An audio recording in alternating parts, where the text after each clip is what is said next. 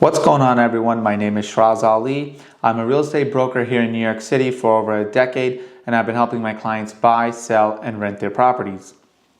Today, I'm going to go over specific 10 things that when I take my buyer clients out and we're looking at properties, and these are the questions I usually ask the other broker, the agent, or the seller if the seller is present or if it's a buyer-owner listing.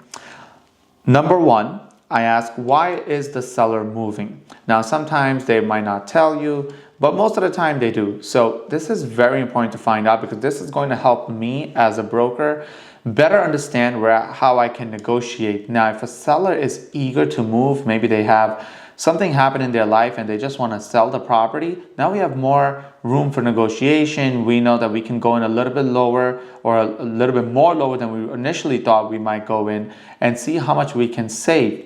Seller might also be moving due to a neighbor problem. I doubt that they're ever going to tell us. I've never had a seller tell me that the neighbor is bad or anything just because they want to sell the property. But let's say you do find out from the seller's agent or from the seller some information about the fact that, something wrong with the neighborhood. Maybe the neighbor or something is bothering them that is forcing them to sell the property. And you can take this information as a buyer or as a realtor and make a decision if this property is going to be worth it if you were to purchase this property. And if a seller also can, through talking, having a conversation, they'll probably tell you, oh, I need to sell right away because I bought another property and now I'm broke, I have no money, and I need to sell this property to get some money. Now, they're in kind of a desperate situation and they're looking for a deal. So you'll have a little bit more negotiation room in terms of negotiating a seller's concession, getting them to pay your closing costs or lowering the price on the purchase of the property, getting repairs done. So this will give you a good indication when you ask that question, why are you moving? The next question I usually ask is, what comes with the property? Now, when you're going around the property, typically outlets and curtains and things like that are fixed to the property. There's a great saying that an attorney said at a closing once. He said, if you were to take the property and turn it upside down and shake it, everything that falls is not included with the property. Anything that stays is included with the property. So if you're looking at a property and you come across a great chandelier and you're like, hey, I love this chandelier, or even down to washer and dryer or even appliances, because most homes will come with appliances, but sometimes a seller has bought an expensive stove or an expensive refrigerator, or they have a washer dryer that they're taking with them. It's very important that you get a clear understanding of what's included in your purchase or in the price that you're going to be offering. And regardless, when you do submit your offer, if there is something that you like in the property that you would like for them to leave behind after the closing, make sure you put that into your contingencies within your offer sheet. Number three, you want to find out how old is the roof, because the last thing you want to do is purchase a property thinking, hey, this roof is going to last me another 10 years or 15 years, whatever it might be. And next, the first rain season comes along and then you have multiple leaks going on. So find out how old the roof is. If they don't know what the answer is to that question, then be prepared that you might need a new roof after closing. Or you can negotiate a new roof during the offer sheet that goes out, and you can put in there, please replace the roof prior to closing. And also, you can get an inspection done, and the inspector will typically tell you the lifespan of the roof, how many layers of roof there are on the roof itself. So it could be a shingled roof or a flat roof with like 2 layers or 3 layers. So they'll give you more of a description and more details on what the roof is looking like and if you're going to need to replace it and how soon you're going to need to replace the roof.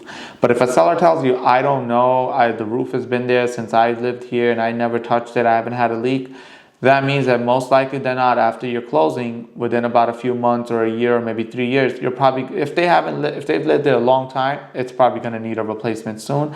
But if they only lived there 2 or 3 years and they can get some type of information from the previous owner, from them, and to find out how old that roof is, that's going to be best for you as a home buyer. Also, sometimes roof warranties are transferable. So meaning if the seller just did a brand new roof, maybe a year, 2 or 3 years ago, the company they might have used could have gave them a 15-year warranty and is transferable to the next homeowner. So make sure you have all that documentation as well. You request that documentation and say, hey, I would like copies of all of this. And you reach out to those companies and let them know, hey, I'm selling my house, and this is going to this new person, so they can have it in their record that you're going to be the new owner. And if you ever make a claim, you can always call in and make that claim for the roof under that warranty. And the next, number 4, we're going to ask, how old and efficient is the heating system? The heating and cooling system. So sometimes they might just have heating and the cooling might just be window ACs. Or it might be central where you have heating and cooling, or it might be splits where you have heating and cooling in ductless splits. So you want to find out how old whatever system is being used is, and has it been maintained? Do they have records of maintenance? Sometimes homeowners will do it themselves because once you learn it, it's not really that hard to maintain the heating and cooling systems. But if they get it professionally done once a year, twice a year, they should have records of it. What company are they using, or the services that they use? And you want to have that because then those services or that company is familiar with your system in this house. So you want to continue the service along with them, find out their pricing, maybe compare them with some other people. But typically what I find is that my buyers like to use the people that the seller had used previously, just because they know the system and they've been doing it continuously, and it's just a smooth transition from the last owner to the new owner if they were to use the same person. And also another point, find out if it's gas or oil, because those are two different things. If it's an oil tank, you will be responsible for paying the remainder of the oil left in that tank at the time of closing. So you'll have to pay for whatever that oil is and whatever the price is going on, or whatever the seller paid. They probably have a bill and they'll say, hey, you have 3/4 of tank left. This is what I paid for the full tank, so you have to pay me back the 3/4. So you want to find out oil and gas. And also, again, this is another job for your home inspector to check to make sure that these systems are in working order, and they'll let you know the lifespan of these systems. And typically heating and cooling systems last anywhere between 15 to 30 years depending on the brand, and they come with warranty. So you want to make sure, again, you have all those documents for the warranty and the warranty and the systems for the repairs when they were done for the maintenance and everything. Next thing you want to ask is, number 5, you want to ask, are there any disclosures? Disclosures meaning, has the basement ever been flooded? Has the house ever been flooded? Has it ever backed up with sewage? Has the windows ever shattered before due to a storm, or any kind of material damage to the property? Do you get an outage in electricity in this neighborhood whenever there's a storm going on? Like, you want to ask these specific questions, so this way, and in New York City, they legally have to tell you if any of these have occurred in the property, so you can make a better decision on purchasing the home or not.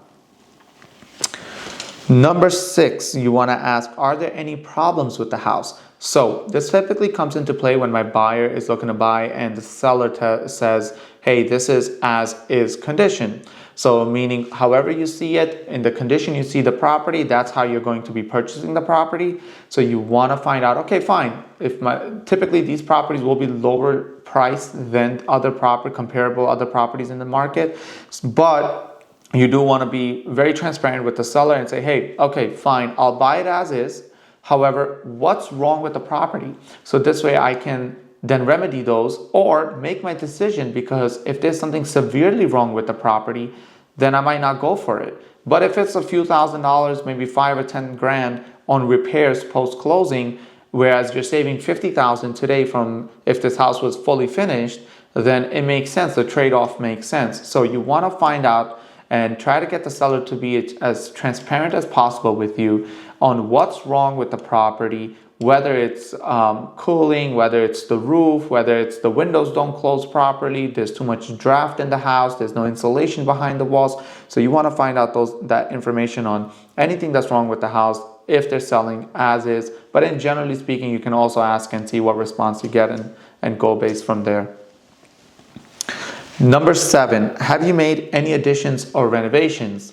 Very important, because if they have an illegal deck or an illegal extension made and the Department of Buildings has a violation against it, guess what? Either your bank is not going to approve the mortgage, your title might not approve title insurance, or if all that goes through, you're going to be left with footing the bill for that illegal extension when the inspectors come around and they say, hey, you got to take this down or you got to make this legal, and now it'll cost you $40,000-$50,000 to make it legal.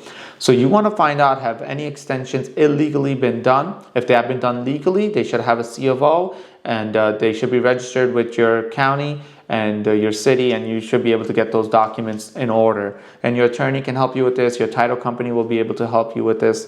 But if you know it beforehand, here in New York City, it's a public data, so we can actually go into the DOB and search for any type of violations or any type of fines that have been placed on the property, and we advise our clients then and there, like, hey, you're looking at this house, such and such is here, and actually based off of those violations and stuff, we can actually ask the seller when we go see the property, hey, by the way, I was searching on DOB and I saw that your property had a violation for this illegal extension that you did in the kitchen, after the kitchen. What's up with this?